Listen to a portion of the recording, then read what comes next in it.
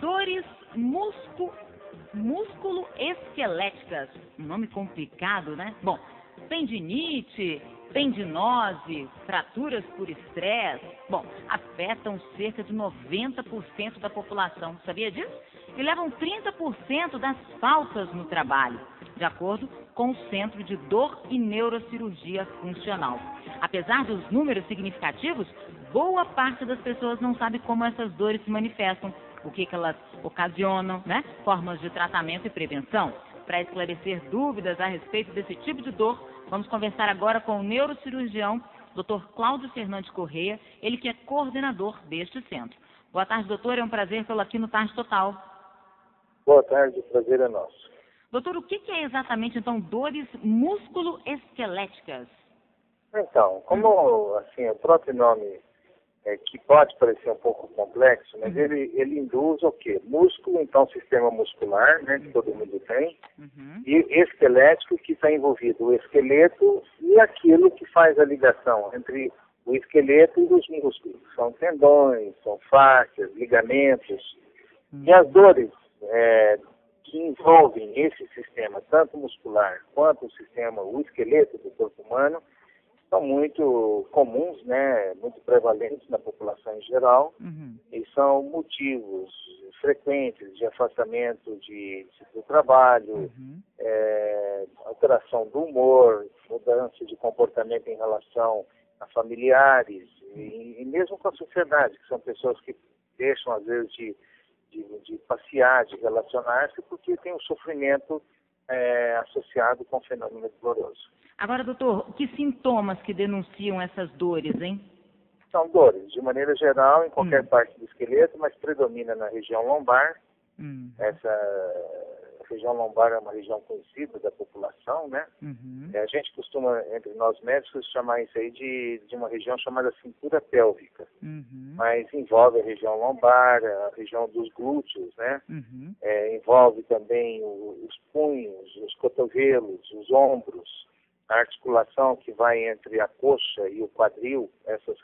Todas essas são áreas, habitualmente sítios de problemas da natureza músculo-esquelética, levando à dor e levando a uma perda da qualidade de vida. Pois é, doutor, quando não tratado, então, o nosso corpo ele reage com dor e pode fazer com que a pessoa realmente pare até de trabalhar. E é isso mesmo que acontece, é dessa maneira, tem tratamento? É isso mesmo que acontece.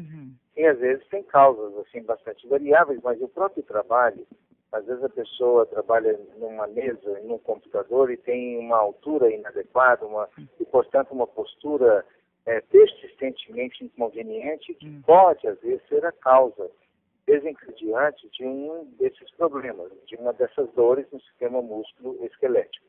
Às vezes também a idade, né, as artroses, você falou aí de tendinose, tendinite. Tendões são estruturas que ligam o músculo ao esqueleto. Então esses tendões também são sítios de problemas de natureza incapacitante, às vezes, quando se torna cronificado e difícil de ser tratado se não for abordado precocemente. A gente citou também fraturas por estresse. Na verdade, quando o senhor diz a gente fala estresse, a gente pensa naquela fadiga do trabalho. É mais ou menos por aí, por exemplo, um ombro muito tenso, o perigo da tendinite, né, o uso incorreto da mesa, também seria isso, essa fratura por estresse? Tudo isso é válido, mas lembrar também que o estresse é uma palavra muito empregada no mundo moderno de hoje, né, que as pessoas vivem sob tensão constante. Essa tensão constante é realmente causa muito frequente de problemas orgânicos, entre eles gastrite, sinusite, às vezes até precordialgia, que é dor no peito, falta de ar, mas também o sistema músculo-esquelético pode ser alvo numa situação de estresse constante, de doença. E essas fraturas, chamadas fraturas por estresse, estão entre tantas outras doenças que podem o ser humano ser acometido em condições adversas. Perfeito. Agora, tem tratamento, doutor? Quais são as opções? Então, todas as doenças que nós estamos comentando, elas têm tratamento. E muitas vezes o tratamento é chamado multiprofissional. Ou seja, não é só tomar um medicamento. Às vezes precisa fazer acupuntura, às vezes precisa fazer uma reeducação postural global, às vezes precisa fazer técnicas de relaxamento, às vezes atividades dentro da água, como hidroterapia, hidroginástica e mesmo natação.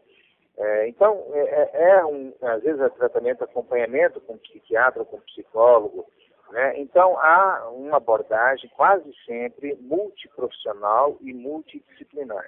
Não é só simplesmente passar numa consulta, receber uma prescrição de um medicamento, que muitas vezes é importante, mas não é isoladamente suficiente para resolver muitos dos problemas que afetam o chamado sistema músculo-esquelético. Agora, doutor, esse tipo de tratamento, a rede pública de saúde atende as pessoas ou a gente só tem que procurar através dos planos, consultas particulares? Não. É claro que o sistema público de saúde tem todos os recursos.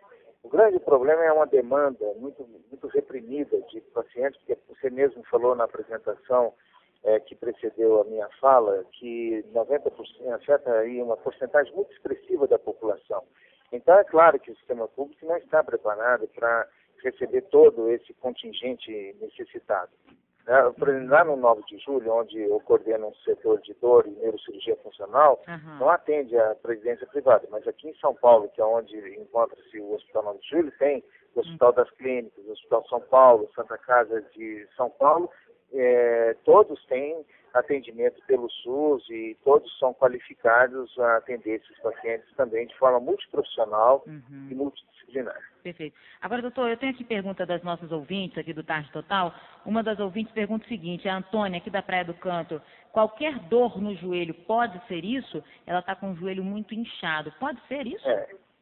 Lembrar que o joelho é uma articulação importante, porque ela recebe um peso, eu não sei o peso dela, mas recebe o peso corporal e ele tem movimentos que a gente usa frequentemente no dia a dia. Então, as artroses são muito comuns nos joelhos e talvez o diagnóstico primário seja isso, né? Lembrar que tem ligamentos, que tem as articulações, a bainha que envolve essas articulações, quando ressecadas ou quando maltratadas, às vezes, por esforços inadequados, vão com essa sobrecarga sendo lesadas progressivamente e vão trazer dor no joelho e essa dor pode evoluir cronicamente se for um processo de artrose. Então, o tratamento, primeiro, procurar um profissional, especialmente da área ortopédica, fazer exames de imagem e confirmando o diagnóstico, é claro que esse profissional ele vai sugerir desde tratamento medicamentoso, a fisioterapia, que são os tratamentos iniciais, e, em certas ocasiões, até mesmo o tratamento cirúrgico, ele precisa ser proposto. Perfeito. Bom, para prevenir, então, o surgimento das dores, você tem alguma dica?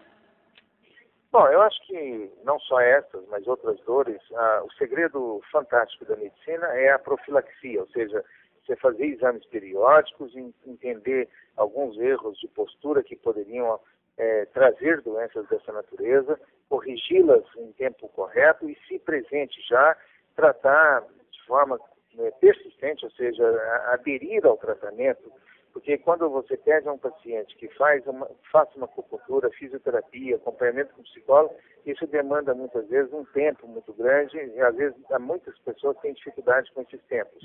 Mas se não for feito isso, há uma cronificação e a situação pode tornar-se até irreversível. Então, cuidar é uma coisa que precisa ter uma predisposição, uma facilitação, senão você não tem saúde de maneira nenhuma. Perfeito. Ok, doutor Cláudio Correia, muito obrigado pela entrevista aqui no nosso Tarde Total, aqui na Rádio Gazeta M. Obrigado, doutor. Nada, foi um prazer. Prazer é todo nosso. Conversamos então com o Dr. Cláudio Correia, ele que é neurocirurgião, coordenador do Centro de Dor e Neurocirurgia Funcional do Hospital 9 de Julho de São Paulo. E ele disse então, todo o estado tem atendimento pelo SUS desse tipo de problema, essas dores músculo-esqueléticas.